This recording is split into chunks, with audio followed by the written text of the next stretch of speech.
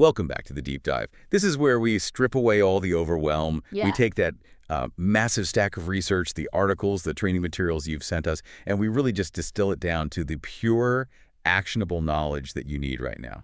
And today we are tackling one of the most exciting, but also, one of the most challenging transitions in the modern digital economy. Right. It's that move from having a brilliant technical skill like AI-assisted web development to actually building a sustainable professional freelance career. Exactly. Our listener is smart, they're technical, they know the code, but what they're looking for is that kind of operating manual on professionalism. The part that turns a hobbyist with some skills into a reliable service provider who actually has an income. So we've been pulling key insights from this essential text, freelancing, clients, and professional AI communication. And our mission today is pretty ambitious. It is. We are basically extracting the entire step-by-step roadmap for a beginner to achieve, let's call it professional fluency, right from day one. The foundational philosophy of this text, and I think this is so important, it's captured in this one single powerful line. What is it? It's your skills open the door. Your communication keeps it open. That's good. And we're going to spend the next, hour or so just dissecting that second crucial half because let's be honest, technical expertise is kind of a commodity today. It really is. But reliability, clarity, and just genuine professionalism, that stuff is priceless. That's the high-value insight we really need to internalize right away. Okay, so let's unpack this with a simple definition first. When the source talks about a modern freelancer, what do they actually mean? Yeah. Because we're not talking about the old gig worker idea here. No, not at all. We're talking about an entrepreneur. And the research defines it by three components: working independently, using a marketable skill to help other people solve a problem, and then earning money per project. It's radical autonomy. And the research is really quick to emphasize the good news here, especially for anyone just starting out. The old gatekeepers, they're gone. You don't need a 4-year degree. You don't need a fancy corporate office. You definitely don't need permission from some big company to start earning. The barrier to entry, at least technically, is, it's virtually non-existent. Which brings us to what the source calls the 4 necessary ingredients for success. And the first 3 are, frankly, the easy ones. Right. Number 1, a marketable skill. Okay, check. AI-assisted web development. Number 2, a device, a laptop, or even just a decent mobile phone. And number 3, an internet connection. But that 4th ingredient, that is the ultimate separator. It's the one that really defines success or failure. And that is? Confidence and professional communication. This is where that mindset shift has to happen. I mean, if you spend 90% of your time perfecting your framer skills and only 10% on your communication skills, you're going to fail. And faster than someone who balances those percentages. Exactly. Much faster. There's a coach's tip in the source material that really hammers this home right away. It defines the new reality as freelancing is not just earning, it's learning how to work with people. Why do we need to emphasize that so heavily at the start? Because new freelancers, and especially those of us, who come from a more technical background, we often see our job as just fulfilling a technical specification. Like a checklist. It's a checklist. They think, if I deliver perfect code, the client will be satisfied. But the client's experience is, I'd say, 80% emotional.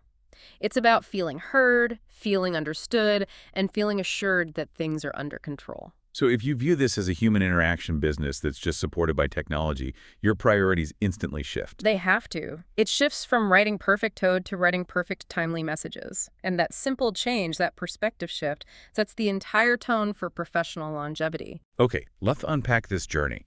So our listener has the skill, they have the confidence, now they need the market. And when you look at the global landscape, it can feel like you're just shouting into the void. It's overwhelming. Totally. But the sources provide a really smart, really clear ladder concept for platforms. And it seems like it's designed specifically to ease beginners into that marketplace. That's right. It's a progression system. It's not just designed for earning, but for gaining specific types of experience before you move up to, the higher stakes environment. You need practice. You need practice pitches, you need practice client communication, and you need practice handling those little revisions. So we start at the bottom rung of the ladder, which the source says is the most accessible for new developers. And that is Fiverr. Right, Fiverr. The key benefit here, it seems, is that it's passive income generation, at least at the start. because the buyer is actively searching for you. You're not having to compete through aggressive bidding. Exactly. You define a service. You say, I'll make a $50 landing page, or I'll provide an AI content package. And clients come looking for that exact predefined solution. So Fiverr is the confidence builder. It's absolutely the confidence builder. It lets you rapidly build up a portfolio and start accumulating those positive reviews. You're focusing purely on delivery and communication for these small, very manageable projects. And once you have, what, 5 or 10 reviews? Yeah, once you have 5 or 10, you've proof of concept. You've proven you can do the job reliably. Then we move one step up the ladder to Freelancer.com. And this is where the training wheels come off a bit. And you have to transition into that active pitching phase by bidding on projects. Right. Now, I have to play the skeptic here, because based on the listener feedback we get, Freelancer.com often involves really low pay and super high competition. Is that practice time really worth the hit to your morale? I mean, should a beginner just skip it? That's a fantastic and a really critical question. The source argues, and I think it argues convincingly, that yes, the practice is worth it, but you absolutely have to shift your perspective. Okay, how so? You're not bidding on these initial projects to earn a living wage. You're bidding to learn the client language. Think of it as free mandatory business training. Ah, okay. So it's about reading that vague, sometimes poorly written project brief and be able to translate it into a concrete deliverable and a persuasive proposal. Exactly. It forces you to articulate your value proposition under pressure. You learn what clients actually value, things like speed, mobile responsiveness, clear deadlines, by seeing which of your bids actually win. So it's essential practice for the pre-sale part of freelancing. The part where most technical people really struggle. Once you've successfully completed, say, 4 or 5 projects, it doesn't even matter what the platform is. You now have reliability, you have proof of work, and you've established that critical communication flow. And that's the suggested time to move up to the top rung of the ladder, Upwork. Right. Upwork is positioned as the destination for more professional, higher-paying clients. These are people who are often looking for ongoing partnerships, not just one-off tasks. And they expect more. They expect more mature proposals and portfolios. So the latter works perfectly. You use Fiverr and Freelancer to gain speed, to gain experience, and to iron out your communication flow. Then you transition to Upwork, where the stakes, and of course the rewards, are much higher. It's a perfectly structured approach to skill and reputation progression. It is. But the research doesn't stop there. It delivers what I think is the single most powerful tactical tip for beginners, and it actually diverts us from the digital platforms entirely. The local market. The most powerful opportunity of all is the local market. The local market is your launch pad. You know, the pursuit of international clients, it's sexy, it's exciting, but it often overshadows the immediate, pressing needs that are right in your own neighborhood. And the source lists some specific examples, and it's just a brilliant realization of opportunity. We're talking about schools needing a quick information site, local shops needing e-commerce integration. Tuition centers, salons, plumbers, electricians, tailors. All of them. These are non-technical people who feel intimidated by the complex digital world. And the coach's tip here is indelible. It says, the world is your marketplace, but your neighborhood is your launch pad. And we should really dissect the psychology of why starting local is so vital before you go trying to tackle international clients. It's got to be trust, right? It is entirely about trust. I mean, think about it. If I'm a plumber in your town and you can walk into my office, or even if we just share a local language and a time zone, the perceived risk of hiring you just drops to near zero. Compared to hiring someone overseas. Exactly. You eliminate cultural communication barriers and time zone delays immediately. And that allows you to focus purely on building those professional habits we talked about. And the experience gain must be so rapid. If you can build 3 clean, fast, AI-assisted websites for local businesses in a single month, let's say for a local bakery, a plumber, and a tuition center, you suddenly have 3 concrete case studies. Right. And that local portfolio instantly becomes tangible, it's relatable, and it's deeply trustworthy to the next client, no matter where they are located. That social proof is the real currency of the freelance economy. It absolutely is. And what's more, local clients often need simple, quick solutions, which is exactly what a developer leveraging modern tools like Framer or simple WordPress builds can deliver really quickly. So you gain speed, you gain portfolio depth, and you gain credibility. You launch locally so you can conquer globally with a refined process. Okay, so moving from the where to the how. Yeah. Let's talk about what the client actually cares about.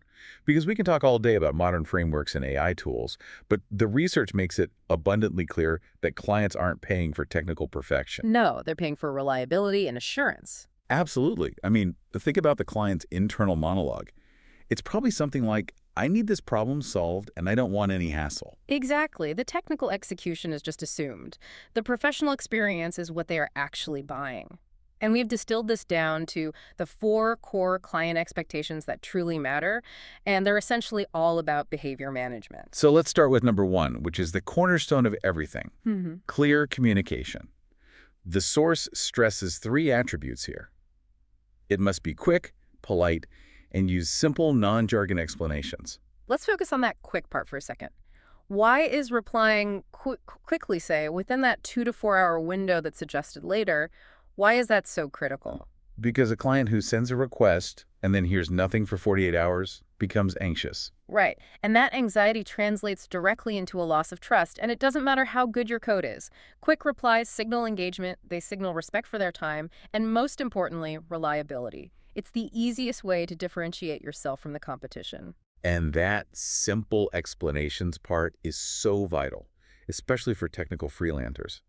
Clients do not care about APIs or frameworks. Not at all. They just care if their website loads fast on a phone. When we talk about, say, an SEO optimization tweak that needs to be translated. Oh, if we drop a term like that, we lose the client instantly. You should just say something like, I'm going to make sure your website title matches exactly what people in your town are searching for, so Google shows your business first. Simple. Simple, actionable, and it eliminates the jargon.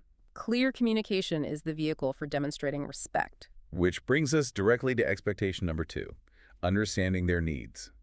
Clients need to feel validated.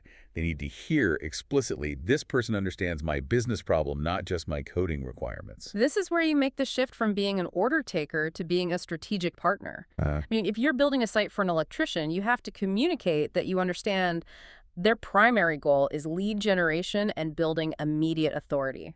Maybe by displaying licenses and high-quality photos. Exactly. Or if you're building for a tailor, it's all about showcasing custom work and making it easy to book appointments. You have to reflect their business needs back to them to establish that foundational trust. Then we have number 3, on-time work. And the key distinction here is reliability, not perfection. You have to set realistic expectations, and then you have to meet them. Yes, and the research is so emphatic on this point. Delivering a B-plus job on time is far, far superior for your long-term reputation than delivering an A-plus job a week late. Reliability is the bedrock. It is.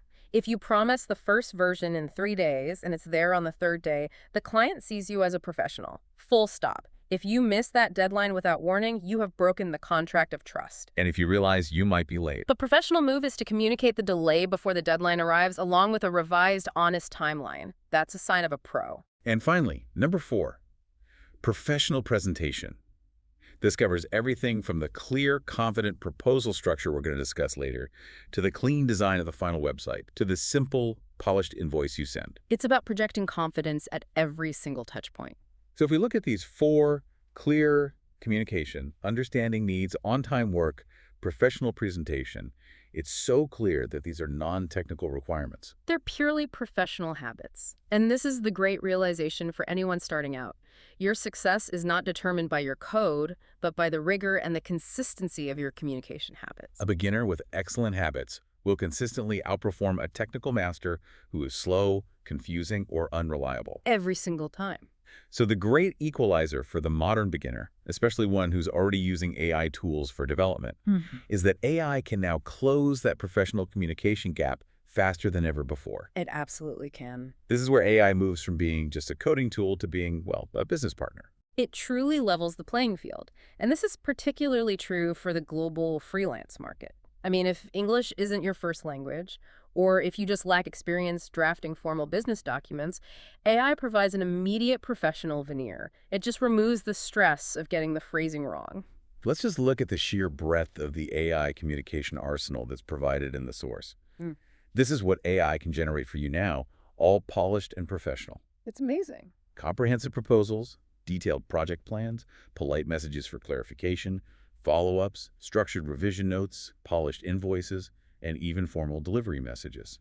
So essentially, every single high-stakes interaction point with the client, the places where clarity and formality matter most, can be drafted and proofread by AI. This directly addresses that common beginner hurdle: poor English or, awkward phrasing that just undermines confidence and professionalism. Yeah, think about that new web developer who is technically capable of building a site with a quick tool like Framer, but they just dread asking the client for content. Right, that's a classic roadblock. So instead of some clumsy, anxious email, they can use a prompt. Something like, write a professional message telling the client, I understand their project, the timeline is 5 days, and then list the assets I need to start. And the output is immediate confidence. It takes maybe 5 seconds to generate a perfectly phrased, polite request that lists the necessary assets clearly. It saves time. It saves time, it eliminates communication anxiety, and it moves the project forward professionally. This frees up the human freelancer to focus on the technical execution and, crucially, the speed of response. But, and this is big but, we have to be careful not to fall into the trap of outsourcing our entire professional persona.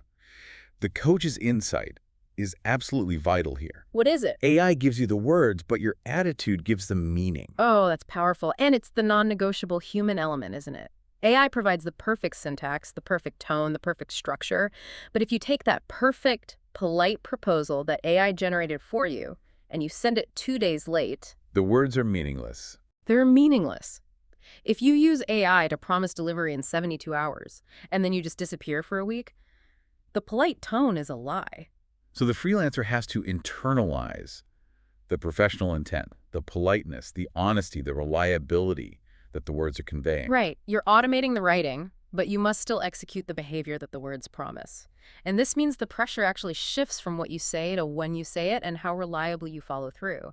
That's the true definition of a professional who's using modern tools. Okay, now we're going to transition into the hyper-practical structure for winning work. This is the moment where we apply all that knowledge about client psychology, about AI assistance, into one single document, the proposal. And this is where most beginners fail. They send these copy-paste or, overly technical documents that just don't connect. So the research provides a flawless, winning 5-step proposal structure. And it seems like it's designed entirely around the client's need for validation and assurance. It is. It ensures you establish trust before you ever talk about price or code. Let's walk through the psychology of each step. Step 1 is simply the foundation. Greeting and politeness. Something as simple as, hello, I hope you are well. It's humanizing. It's a small thing, but it matters. Then step 2 is the trust generator. Show understanding.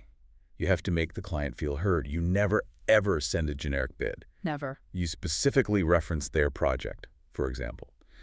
I understand that you need a modern, mobile, responsive e-commerce site for your handmade jewelry business focused on simple checkout. And that specific reflection proves you actually read the brief. That alone separates you from probably 90% of the competition instantly.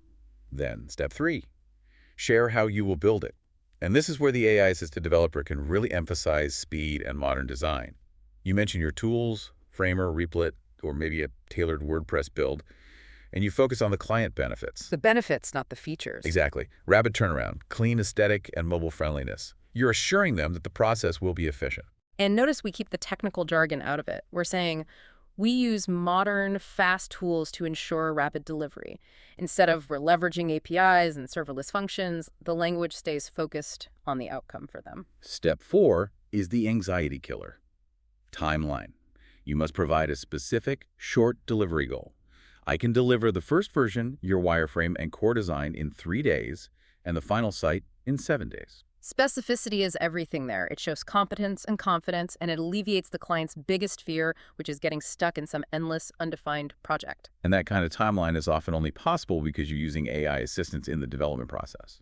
Right, you can commit to 7 days because the AI is handling the boilerplate code and the initial design scaffolding. It's a perfect integration of the technical skill and the professional promise. And finally, step 5, confidence and call to action, CTA. You invite immediate discussion and you signal enthusiasm. I would love to discuss the specific color palette and start right away to hit that 3-day demo target. You're signaling that you are ready and you're moving the conversation forward efficiently. The research even provides a prompt that bundles this entire professional strategy into one instruction for the AI. That's so useful. It is. Write a professional, friendly, persuasive proposal to build a website for a small business selling handmade products. Delivery in 4 days. Mention free AI tools and clean design. Ensure the tone is confident and establishes the project scope clearly.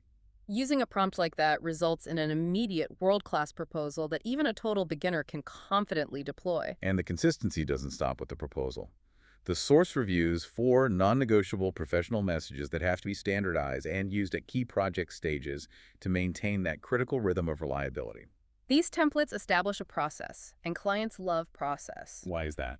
Because process is predictable, and predictable service means reliability. It removes the guesswork for them. Okay, so message 1 is starting the project. This is the immediate confirmation after the contract is signed. Thank you for choosing me. I will start immediately, focusing on your required checkout integration. I will share the first demo within 24 hours. That immediate timeline promise is massive. It validates the client's decision to hire you right away. Message 2 is requesting information. And this has to be clear, not vague. Clarity prevents delays. So instead of just saying, send me the stuff, you provide a clear numbered list. Right, I need these 5 things. Exactly. A list of necessary assets. 1, high-resolution logo file. 2, finalized text for the services pages.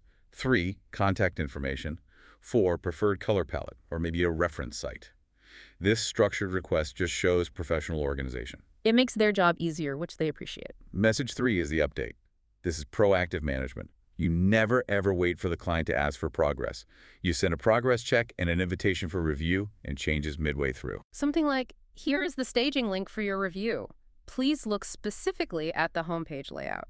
Your feedback before tomorrow will ensure we meet the final deadline.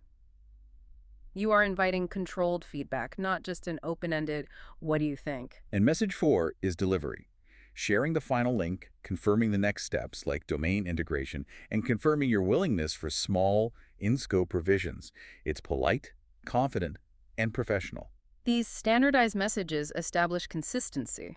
And consistency, according to the source, is the very definition of professionalism. Okay, so despite having the perfect proposal and the perfect templates, conflict is, well, it's inevitable. It is going to happen. Clients change their minds, scope creeps, expectations get misaligned. But the research provides a brilliant professional playbook for handling these situations without sacrificing your reputation. This is where emotional intelligence comes in, and this is where so many beginners with great technical skills just fall apart. The research emphasizes that respect wins every single time. You must protect your reputation and never let emotion dictate your response. So let's walk through a scenario. Imagine you deliver a website, and the client replies, "This is not what I wanted, it looks terrible, and you missed the main feature I asked for." The first step is the hardest one. Stay calm. Yes. Never become emotional or rude. You absolutely need to take a mandatory 5-minute break. Just walk away from the keyboard. The impulse response, the one that's fueled by frustration, will damage your reputation forever. You have to remember, the client is responding to stress, not you personally. So the second step is purely tactical. It's to neutralize the conversation. Ask clear questions. Dissatisfaction is almost always vague. Always. You need specifics to move the conversation toward a solution. So you have to reply, "Thank you for your feedback. To ensure I deliver exactly what you need, could you specify what change you would like me to make to the homepage design? And which specific feature did I miss?" This forces the client to articulate the problem clearly, which makes it manageable. If they can't articulate it, it's often just an emotional reaction, not a real technical failing. And if they can, well, now you have actionable steps to take. Step 3 is leveraging our AI safety net. Use AI to respond politely. If that client message made you furious, you do not write the reply yourself. Do not do it. You copy the content you want to convey, you input the client's complaint, and you utilize AI to neutralize all of that emotional language. The recommended prompt for this is a reputation saver. It's rewrite this message politely and professionally for a difficult client who says the design is terrible. Focus on addressing their requests for specifics and confirming the original project scope. And what does that do? AI just filters out all the sarcasm, the frustration, the defensiveness, and it leaves you with a perfectly neutral, constructive, and highly professional response that you can send without fear. And finally, step 4, set boundaries. You have to protect your time and your profitability from scope creep. This needs to be firm but polite. So you'd say something like, I can provide revisions within the original project scope that we defined in our agreement.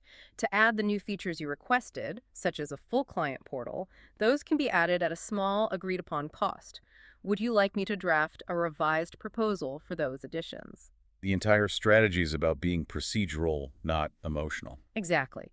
You rely on documentation, the project scope, and professional tools, the AI filtering, to manage the human element.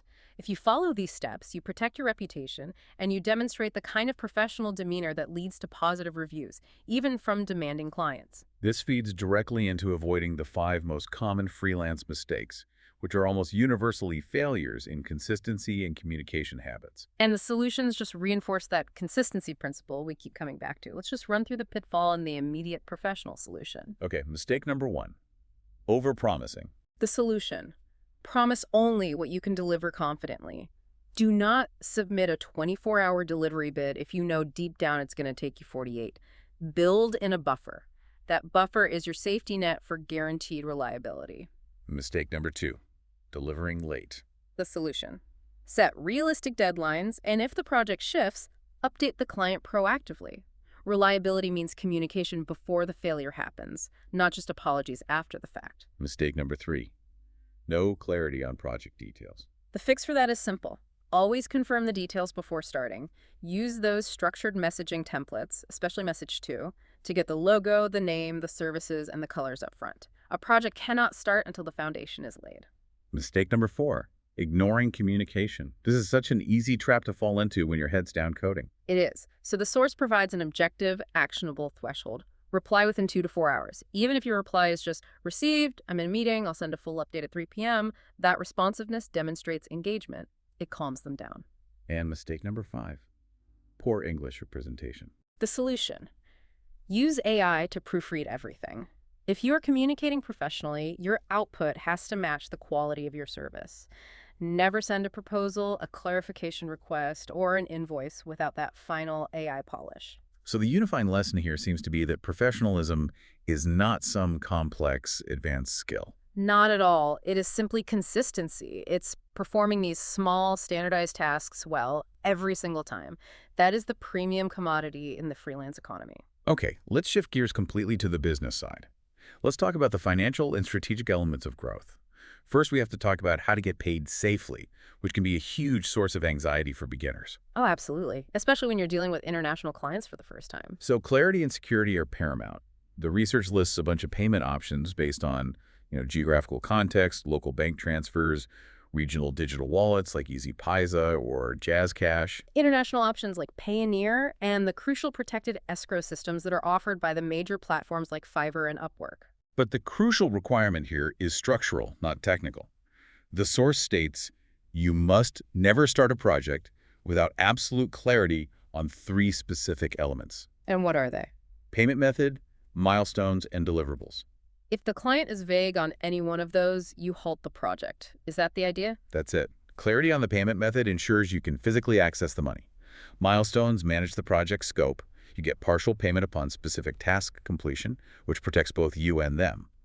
And deliverables define exactly what constitutes the successful final product. And once again, AI is your legal and administrative assistant here. You don't need to go hire a lawyer to draft a simple contract. Right, you can use a prompt. Generate a simple project agreement for a 15,000 rupee website project with 50% advance and 50% on final delivery. Include 3 deliverables: homepage, contact page, and mobile optimization. And just like that, AI provides the necessary legal formality and clarity that you need to protect your work. So once you've mastered getting paid reliably, the next strategic step is shifting your mindset. You have to move from simply chasing the next project, which is good freelancer behavior, to building long-term loyalty, which is great freelancer behavior. I love that distinction. Good freelancers spend 80% of their time acquiring new clients. Great freelancers spend 80% of their time nurturing existing relationships. Exactly. And the source offers 5 concrete relationship-building strategies that can fundamentally change your profitability model. Okay, let's hear them. Strategy 1, deliver more than expected. Now, this doesn't mean doubling the scope. No. It means offering a small, unexpected bonus. Maybe you promised 5 revisions and you provide a 6th one for free. Maybe you write a few extra lines of optimized headline copy for them. That small extra effort creates a disproportionate amount of goodwill. Okay, strategy 2. Keep notes on client preferences or their history. Right. So if they mention they love a specific color or that they're expanding their business next quarter, you write it down. Then when they return, you can bring it up and demonstrate retention and personal value. It shows them they are not just another number in your system. Strategy 3. Offer small, free advice. Become a partner, not just a contractor. Maybe you notice their hosting is a little slow or their contact form could be simplified. You suggest one free SEO optimization tweak, a simple title tag change that takes you 5 minutes but adds enormous value in their eyes. Strategy 4. Check in after 1 or 2 months. A quick, non-sales message. Like, hi, client name, just checking in to see how the new website is performing for your business. Let me know if you have any quick questions. This shows long-term care and, it often results in them immediately mentioning a new project they need assistance with. And strategy 5. Give discounts to returning clients. This is the financial incentive for loyalty. You want to make it cheaper and easier for them to work with you again than to go through the whole headache of finding and vetting a new freelancer. The long-term payoff here is transformational. Loyal clients become repeat buyers, long-term partners, and most crucially, key referrers. And the coach's insight here is truly the golden rule of scalable freelancing. A satisfied client brings 3 more. It's exponential growth. It is. If you can maintain 10 satisfied clients, those 10 clients are doing your marketing and sales for you. Your business acquisition costs just plummet. This is the difference between a constant hustle and predictable, stable growth. And to bring all of this theory to life, from the local launchpad to the AI communication and the loyalty strategy, the source provides this fantastic mini-story about a freelancer named Asan from Faisalabad. This is the proof that the whole system works. Right, so Asan started exactly where the roadmap suggests, a simple $60 landing page project for a Canadian buyer that he found on Fiverr. Low stakes, high volume platform, perfect starting point. He was technically capable, but he was new to the whole international professional game, so he used AI religiously. Not just for design assistance, I bet. No, critically, he used it to write his proposals, to generate content for the client, like a message too, and to manage the ongoing communication with perfect English. He solved those critical initial presentation hurdles we discussed. And because Asan delivered the work reliably on time, without drama, communicating consistently, the client was delighted. And the immediate transactional job led to the ultimate payoff.